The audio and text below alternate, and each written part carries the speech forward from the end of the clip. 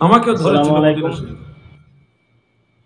আমি গত বছর বলেছিলাম, আমাকে ঘেরাও করে ধরেছে, আমাকে চিনে, কয়েকজন মিলে ধরেছে, ধরে বলতেছে আপনি কি আলাউদ্দিন জিহাদি? আমি বললাম জি।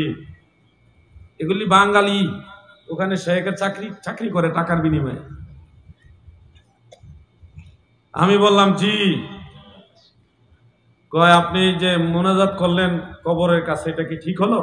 এটা কি কোনো হাদিসে আছে? আপনি তো আলেম, আপনি কি কোথাও পেয়েছেন কবরের কাছে মোনাজাত করা? মানে আল্লাহর হাবিবের রওজা মুবারকের কাছে মোনাজাত করছি, এটা উনি কবর বলতেছে। আমি ওনাকে পাল্টা জবাব দিয়ে বললাম আপনি রওজা মুবারক বলেন, না হয় আপনার সাথে কথা বলবো না, আপনার সাথে কথা বলা আমার প্রয়োজন নেই। কয় একই তো, রওজা আর কবর তো একই। আমি বললাম কোথায় রাজরানী আর কোথায় বট গাছের ফেরতিনি? আপনি রওজা মুবারক বলবেন কিনা বলেন, না হয় আমাকে ডিস্টার্ব করবেন না, don't disturb me, out of sight. আচ্ছা ঠিক আছে, রওজা মুবারক বললাম। আপনি বলেন তো রওজা মুবারকের কাছে হাত উঠায় মোনাজাত করা, এটা কি কোনো দলিল আছে? আমি তখন ওনাকে বললাম আপনি কতটুকু লেখাপড়া করছেন? কারণ আমি তো যোগ্যতা না বুঝে দলিল দিলে সে তো ওই দলিলের মর্ম নাও বুঝতে পারে। উনি বলতেছে আমি মদিনা ভার্সিটি থেকে ফারেক, পিএইচডি হোল্ডার। PhD holder.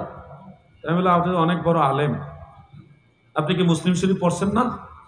অবশ্যই পড়েছি, এটা আমি পড়াই। আমি তখন বললাম ভাইজান, রওজা মুবারকে দুই হাত তুলে দোয়া করা এটা অনেক ঊর্ধ্বের কথা।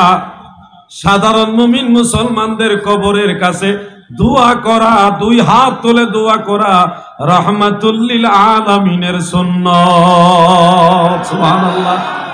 তখন ওই শেখ বাড়ি হলো খুলনা খালিশপুরে, খুলনা খালিশপুরে। সাথে আরেকজন ছিল, ওটার বাড়ি হলো ঠাকুরগাঁ হরিপুর থানায়। এইভাবে কয়েকজনের পরিচয় নেওয়ার সুযোগও হয়েছিল। তিনি আমাকে বললেন, খুলনার ভাই বললেন এটা রাসূলের সুন্নত হলো কিভাবে?